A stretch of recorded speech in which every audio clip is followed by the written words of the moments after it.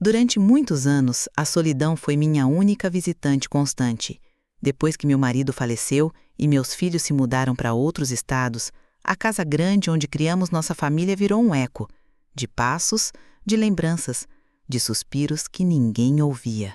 No começo, tentei preencher o vazio com rotinas, regar as plantas, assistir aos mesmos programas da TV, preparar comida como se alguém fosse chegar. Mas ninguém chegava.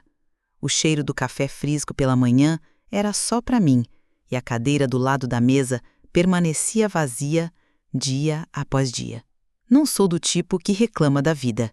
Já vivi muito, já chorei, já perdi, já recomecei. Mas o tempo vai desgastando a esperança como a maresia corrói o ferro. E eu, mesmo sendo forte, sentia que estava me apagando, pouco a pouco. Até aquele dia. Era uma tarde nublada, daquelas em que o vento sopra histórias esquecidas.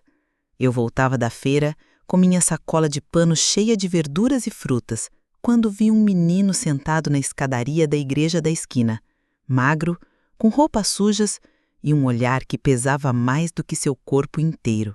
Passamos os olhos um pelo outro por um segundo, mas aquele segundo me acompanhou até em casa. Eu tentei ignorar. Disse a mim mesma que não era da minha conta, que devia ter alguém olhando por ele. Mas quando fui guardar as bananas e o cheiro me lembrou dos lanches que eu fazia para meus filhos, o coração apertou. Voltei. Ele ainda estava lá. Não pediu nada, não disse nada. Só me olhou de novo. E naquele olhar, vi a mesma solidão que morava em mim. Sentei ao lado dele. Perguntei o nome. Lucas, respondeu baixinho. A voz dele parecia mais velha do que a idade. Perguntei se tinha onde dormir. Ele deu de ombros. Disse que a mãe estava por aí, mas que já fazia 2 dias que não havia. Não pensei muito. Disse, vamos comer alguma coisa. Depois você vê o que faz.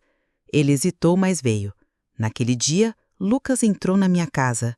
E, sem saber, também entrou na minha vida. Ele entrou na casa com passos curtos, como quem teme fazer barulho.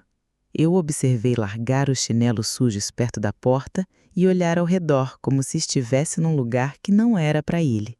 A sala simples, com cortinas amarelas já desbotadas pelo tempo, deve ter parecido um palácio perto de que ele conhecia. Pode sentar, filho, disse, apontando a cadeira da cozinha. Ele sentou devagar, ainda calado. Abri a geladeira, peguei pão, queijo, ovos. Preparei um lanche simples, mas quente, e servi para ele com um copo de suco de caju. Quando coloquei o prato na frente dele, ele me olhou. Não com fome, com espanto, como se dissesse, para mim? Tá com fome? Ele assentiu e começou a comer devagar. Cada mordida parecia um cuidado, como se temesse acabar rápido demais. Fiquei ali, observando, e percebi que fazia tempo que não tinha companhia à mesa. Aquele silêncio compartilhado parecia mais cheio do que qualquer conversa. Depois do lanche, ele disse que podia dormir na varanda se eu deixasse. Eu ri, um riso meio doído. Nada disso. Tem um quarto vazio aqui, desde que meus filhos foram embora. Tá limpo, é só colocar lençol. Ele hesitou. Perguntou se eu tinha certeza. Disse que não queria incomodar. E foi nessa hora que eu entendi. Ele não estava acostumado a ser bem-vindo, a ser querido, a ser esperado. Preparei a cama, pus um pijama antigo do meu neto que ficou esquecido na última visita. Ele vestiu, ficou largo, mas serviu. Naquela noite, quando fechei a porta do quarto e ouvi o som baixo da respiração dele, senti algo que fazia tempo que não sentia. Paz. Mas também veio medo. E se a mãe aparecesse e me acusasse de algo? E se ele mentiu? E se eu estiver me iludindo, criando um vínculo que não devia? Mas então lembrei do olhar dele, aquele olhar que me reconheceu, como se ele também tivesse me esperado. E pela primeira vez em anos, dormi com o coração cheio. Na manhã seguinte, preparei mingau de aveia com leite morno, como fazia para os meus filhos quando eram pequenos. Coloquei canela por cima, um gesto automático, cheio de lembrança. Lucas apareceu na cozinha com o pijama amarrotado, o cabelo bagunçado e os olhos ainda inchados de sono. Mas havia algo diferente. Um cuidado no jeito de andar, um respeito silencioso pelas coisas ao redor. "Dormiu bem?" perguntei. Ele assentiu com a cabeça. Não disse nada, mas pegou a colher com as 2 mãos, como se tivesse medo de quebrá-la. Comemos em silêncio, e mais uma vez, aquele silêncio me preencheu. Era como se o vazio da casa estivesse pouco a pouco sendo preenchido com a presença dele. Depois do café, ofereci para ele um casaco do meu neto. Estava frio lá fora. Quando ele ergueu os braços para vestir, vi umas manchas roxas nos pulsos e nas costelas. Não disse nada, só fingi que não vi. Mas por dentro, meu coração tremeu. Aquelas marcas não eram de quedas, eram antigas, profundas. Não vinham do chão, vinham de mãos. Naquele momento, eu quis fazer 1000 perguntas. Onde estava a mãe? Por que ele estava na rua? Quem o feriu assim? Mas me contive.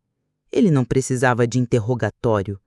Precisava de espaço, de tempo, de afeto. Fomos juntos até a padaria, só para ele sair um pouco. No caminho, ele começou a me contar, aos poucos, do colégio que frequentava antes. Falava como se fosse há muitos anos, mas percebi que era recente. Disse que gostava de matemática, mas que às vezes a cabeça doía. Que a mãe tinha muitos namorados e que um deles não gostava de criança barulhenta. Cada frase era uma punhalada no meu peito. Mas eu só escutava. Escutava como quem segura uma mão invisível. Quando voltamos, preparei um bolo de fubá. Ele se sentou na mesa e me olhou com um brilho diferente. "Nunca comi bolo feito em casa", disse. Senti os olhos se encherem de água e disfarcei mexendo a massa. Naquela tarde, enquanto o bolo assava e o cheiro invadia a cozinha, pensei: talvez eu não tenha escolhido ser avó dele, mas talvez o destino tenha me escolhido para ser algo que ele nunca teve. Uma casa, uma pausa, um colo. Era uma quinta-feira, fim de tarde. O sol já começava a se esconder atrás das árvores do quintal, pintando as paredes da sala com uma luz alaranjada. Lucas estava na mesa da cozinha, concentrado em colorir uma antiga revistinha de pintar que meus netos deixaram da última visita. Ele escolhia com calma os lápis, testava as cores no cantinho da folha e parecia gostar daquele silêncio com cheiro de café e bolo assando. Eu organizava umas roupas guardadas no armário do corredor, quando ouvi a campainha. Era raro alguém me visitar. Muito raro. Fui até a porta, enxugando as mãos no avental. Quando abri, meu coração disparou. Era uma mulher. Rosto cansado, maquiagem borrada, roupa curta, olhar perdido. "Oi, você viu um menino por aqui? Magrinho. Lucas?" Meu estômago virou. Respirei fundo. "Por que tá procurando?" Ela hesitou. Passou a mão nos cabelos. Depois falou. "Disseram no mercado que uma senhora o levou. O vendedor de legumes falou que viu vocês indo juntos, com ele carregando uma sacola. Me mandaram pra cá." Atrás de mim eu ouvi a cadeira sendo arrastada. Lucas escutou. Apareceu no corredor. Parou. Ficou imóvel. Os olhos dele não brilhavam, estavam apagados, duros. "Mãe?" Ela sorriu, mas foi um sorriso estranho, forçado, vazio. Ah, Luquinhas, que bom que tá bem. Vem, vamos embora, tô com saudade. Ele não se mexeu. Quem é a senhora? Perguntei num tom calmo, mas firme. Já falei, sou mãe dele. Ele sumiu, eu tô procurando desde ontem. Você deve entender como é. Entendo sim, mas também entendo que é aparecer depois de dias com cheiro de álcool e rímel no queixo. Ela ficou vermelha, depois fria. Vai me impedir de levar meu filho? Olhei para Lucas. Ele tremia, não de frio, de medo. Ele não é um objeto, moça. Ele é uma criança. E se quiser levá-lo, vai precisar mostrar que tem direito. Documento, decência. Ela bufou, deu meia volta e saiu tropeçando nos saltos. Quando fechei a porta, minhas mãos estavam geladas. Lucas ainda estava parado. Eu me aproximei. Toquei seu ombro. Ele começou a chorar. Mas não como criança. Chorava em silêncio, com o rosto duro e os punhos cerrados. Eu o abracei, forte, como se pudesse colar as partes dele que estavam quebradas. E naquele abraço, jurei para mim mesma, ele só sairia dali se quisesse, se estivesse pronto e com dignidade. Na manhã seguinte, acordei antes do sol. Quase não dormi. Fiquei pensando naquela mulher, se voltaria, se traria alguém, o que faria. O medo voltou a morar em mim. Mas agora ele vinha acompanhado de uma certeza. Lucas ainda dormia, o rosto tranquilo, os cabelos bagunçados espalhados pelo travesseiro. Parecia só mais um menino comum. Mas eu sabia, ele carregava o peso de muito mais do que sua idade. Preparei o café como sempre, mas enquanto a água fervia, liguei o rádio antigo da cozinha. E então peguei o telefone. Conselho Tutelar. A moça que atendeu me ouviu com atenção. Pediu calma, marcou um horário para aquele mesmo dia. Disse que eu podia levar o menino, que ninguém poderia tirá-lo de mim sem um processo. Que era importante registrar o que aconteceu, dar nome às coisas. Fui até o quarto, toquei levemente seu ombro. Lucas, hoje a gente precisa sair, resolver umas coisas. Você confia em mim? Ele me olhou, ainda meio sonolento, e então assentiu. Vestimos roupas limpas, peguei meus documentos, a bolsa, um casaco extra. Liguei para um táxi. Fazia anos que não pegava um. Durante o caminho, Lucas ficou calado, mas segurou minha mão com força. E aquilo bastava. No conselho, fomos recebidos por uma assistente social chamada Viviane. Jovem, com um olhar firme, mas caloroso. Levou a gente até uma sala simples com cadeiras de plástico e cheiro de água sanitária. Dona Odete, a senhora pode me contar tudo, desde o início? E eu contei, sem esconder nada. Contei como vi o menino sentado na escadaria da igreja, com a roupa suja e o olhar perdido. Contei sobre a primeira noite, sobre a visita daquela mulher dizendo ser mãe. Contei o que vi nos olhos dele e como, aos poucos, ele foi ocupando os espaços vazios da minha casa e do meu coração. Viviane escutou tudo em silêncio, fazendo algumas anotações. Depois, pediu para conversar com o Lucas sozinha. Ele hesitou, olhou para mim. Eu sorri com calma e balancei a cabeça. Ele foi. Fiquei esperando, sozinha, as mãos frias, o peito apertado, como se tudo pudesse mudar num instante. Uns 20 minutos depois, ela voltou com ele. Dona Odete, disse com voz serena, o que a senhora fez salvou esse menino. Meus olhos se encheram na hora. Baixei a cabeça, tentando conter. Vamos abrir um processo de guarda provisória.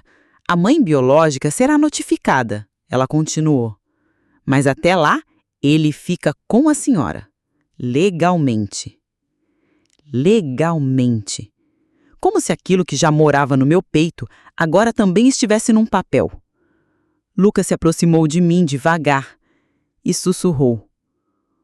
Posso te chamar de vó? Minha garganta fechou. Eu só abri os braços. E ele entrou neles, como se sempre tivessem sido dele. Os dias que se seguiram foram calmos, como se o mundo tivesse dado um passo para trás e deixado a gente respirar. Lucas acordava sem susto, comia tudo no prato, às vezes até pedia mais. Comecei a perceber detalhes. Ele sempre lavava as mãos antes das refeições, dobrava a toalha do banheiro direitinho, deixava os chinelos alinhados ao lado da cama, como se, inconscientemente, tentasse merecer o lugar que ocupava. Eu dizia o tempo todo, aqui não precisa provar nada, meu filho. Mas ele só sorria, um sorriso tímido, de quem ainda não sabe se pode acreditar. Certa tarde, enquanto eu costurava uns botões na sala, ele apareceu com uma caixa de papelão nas mãos. Tinha achado no quartinho dos fundos umas pecinhas de montar que meus netos deixaram para trás. Sentou no chão, com a língua entre os dentes, e começou a montar um castelo, concentrado. De vez em quando me olhava, mostrava o que fazia, e eu comentava como quem assiste a um espetáculo. Era a infância dele começando a voltar, devagar, em silêncio, mais viva. No domingo, preparei feijoada, naquelas bem caseiras que cozinho devagar desde a véspera.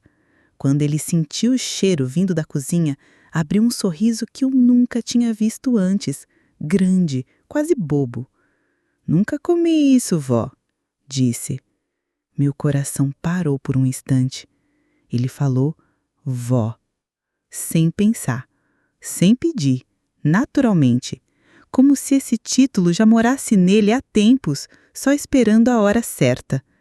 Fingi que não me emocionei, só coloquei mais arroz no prato dele e disse, então vai comer hoje, e repeti. Sentamos na varanda depois do almoço. Ele encostou a cabeça no meu ombro e ficou quieto.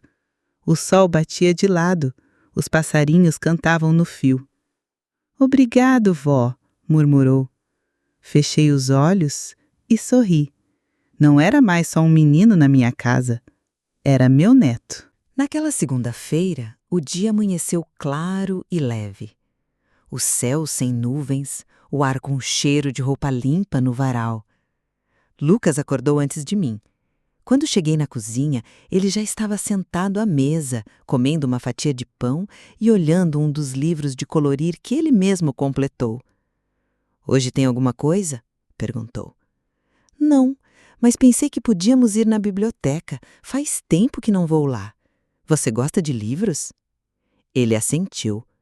Depois disse, nunca fui numa biblioteca. Terminamos o café e saímos de mãos dadas. A biblioteca pública do bairro ficava a poucas ruas dali. Lugar simples, mas cheio de vida. Paredes coloridas, estantes antigas com cheiro de páginas viradas por gerações. Assim que entramos, os olhos de Lucas brilharam. Ele não sabia para onde olhar primeiro. Ficou parado no meio da sala, como quem chega num outro planeta. Pode explorar, meu filho. Aqui ninguém corre com a gente, sussurrei. Ele foi até a seção infantil e puxou um livro sobre dinossauros. Sentou no chão, cruzou as pernas e abriu na primeira página com cuidado, como se segurasse algo precioso. Ficamos lá quase 2 horas. Eu peguei um romance leve, sentei ao lado dele. De vez em quando ele me chamava. Vó, olha esse aqui! Esse bicho existiu mesmo? Será que dá para desenhar igual? E eu respondia tudo com o coração cheio. Na saída, a bibliotecária ofereceu fazer uma carteirinha para ele. Perguntou o nome completo, data de nascimento, se estudava. Ele me olhou e eu respondi por ele. Ainda não está matriculado, mas logo vai estar.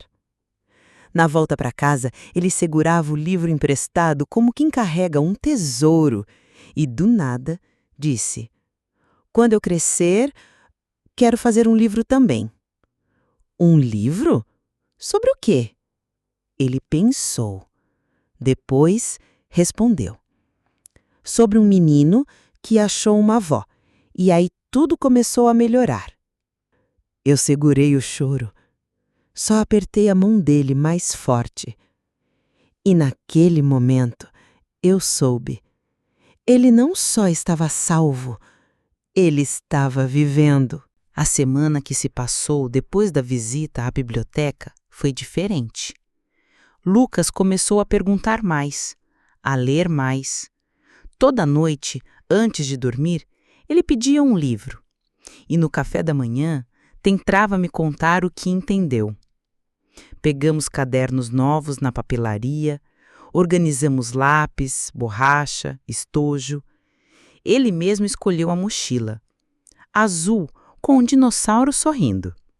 Um dia, enquanto dobrava os panos de prato comigo, disse: "Vó, eu quero estudar."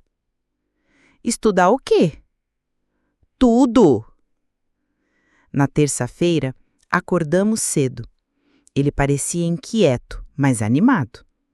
Tomou banho, vestiu a camisa polo azul, o short jeans e os tênis novos. "Tá bom assim, vó?" "Tá lindo! Mas cuidado com esse sorriso, senão vão achar que é aluno da Turma do Sol." Ele riu e me abraçou com força. Fomos até a escola pública do bairro. Eu levei todos os documentos que Viviane, a assistente social, nos orientou. RG, termo da guarda provisória, comprovante de residência, cartão de vacinação. Tudo numa pastinha azul com o nome dele colado com durex. Na recepção, a funcionária parecia impaciente. "Ele é seu neto biológico?" "Não, mas está comigo sob guarda provisória." Ela folheou os papéis em silêncio. Por dentro, meu peito apertava. Mesmo sabendo que estava tudo certo, aquele ambiente sempre fazia a gente se encolher. Chamaram a coordenadora. Uma mulher mais velha, de olhos sérios, mas corretos. "Ele está com a senhora há quanto tempo?"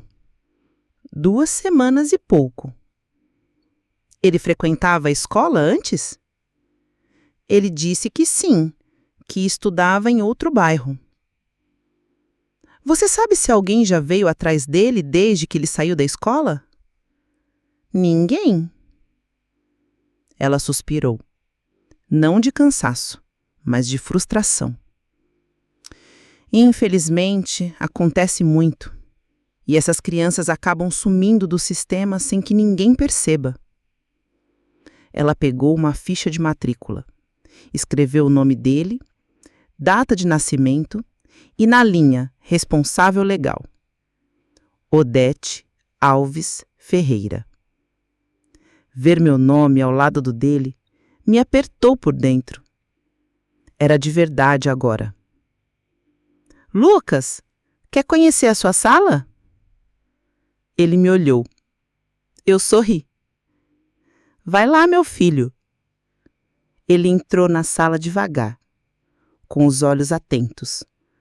A porta fechou. Fiquei sentada no corredor.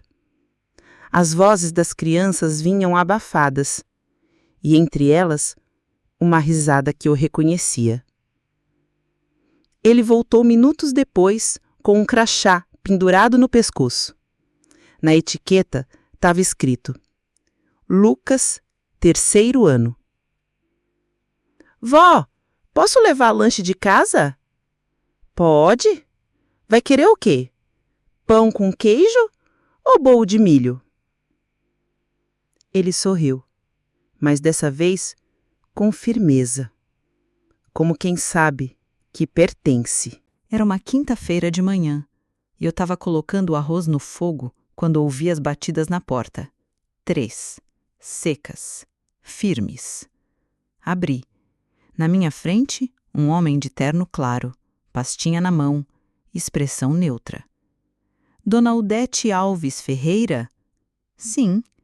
Sou do Juizado da Infância. Podemos conversar? Assenti. Chamei para entrar. Ele recusou com um gesto educado. Prefiro que seja aqui mesmo, rápido. Meu coração disparou. Ele puxou um papel. A senhora está com o menor Lucas Gomes dos Santos, correto? Sim, com guarda provisória. A mãe biológica entrou com um pedido de reaver a guarda. Silêncio. O mundo pareceu afundar sobre meus pés. Mas ele está bem, está matriculado, começou a ler, tem rotina, come direito. Entendemos, senhora, mas o protocolo exige visita técnica e avaliação. A senhora se dispõe a comparecer na audiência na próxima terça? Claro, o que for preciso. Vamos fazer uma visita social amanhã, às 9 horas. Ele guardou os papéis e, antes de sair, disse: apenas como recomendação, mantenha a rotina dele, não crie expectativa. E foi embora. Fechei a porta devagar. Respirei fundo, as mãos tremiam. Lucas apareceu no corredor com um caderno na mão. Vó, quem era? Um moço do governo, só perguntando umas coisas. Tá tudo bem. Ele não perguntou mais, mas ficou perto de mim o resto do dia. Na manhã seguinte, arrumei a casa como se fosse receber Deus. Às 9 horas em ponto, uma mulher com blazer lilás e sorriso ensaiado chegou com uma prancheta. Fez perguntas, muitas. Anotou tudo, olhou o armário, o banheiro, a cama dele. Depois pediu para falar com ele sozinho. Esperei na cozinha, com o pano de prato na mão, como se fosse escudo. Quando saíram, ela me olhou diferente. Ele disse que pela primeira vez sente que é querido. Parei, baixei os olhos e disse: eu não sou mãe dele, mas sou porto, sou chão, e se a senhora tiver filhos, sabe o que é isso. Ela fechou o caderno devagar. Vou relatar tudo com clareza. A decisão é do juiz, mas há laços que o papel não cria, só reconhece. Na terça, estarei lá, com ele, de mãos dadas, e com a certeza que aconteça o que acontecer, eu não vou deixá-lo sozinho. O dia da audiência amanheceu com o céu pesado, nublado. Tudo dentro de mim parecia suspenso. Até o tempo parecia prender a respiração junto com a gente. Coloquei meu melhor vestido, o mesmo que usei no batizado do meu neto mais velho. Lucas escolheu a camisa azul da escola. Disse que dava sorte. Fomos de táxi, em silêncio, de mãos dadas, como âncora.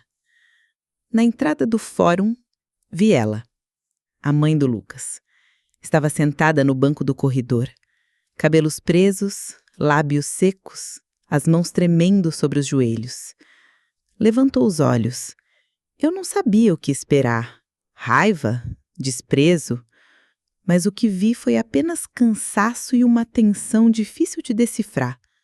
Lucas olhou para ela rapidamente e logo desviou o olhar. Apertou minha mão com mais força. Entramos na sala. O juiz era um homem mais velho, de óculos, com o rosto sério e a voz firme. Estamos aqui para deliberar sobre o pedido de guarda definitiva do menor Lucas Gomes dos Santos. A assistente social entregou o relatório, a promotora fez algumas perguntas formais. Então o juiz se voltou para mim. Senhor Odete, a senhora deseja se manifestar? Me levantei. Eu não estava procurando uma criança. Não sonhava em ser avó de novo. Só vi um menino sentado sozinho na escadaria de uma igreja. Trouxe ele para casa para dar um prato de comida. E ele ficou. Ficou porque precisava de um lar. E eu, porque precisava sentir que ainda podia cuidar de alguém. Amar alguém. e ser amada. O juiz assentiu com a cabeça e se virou para a mãe biológica.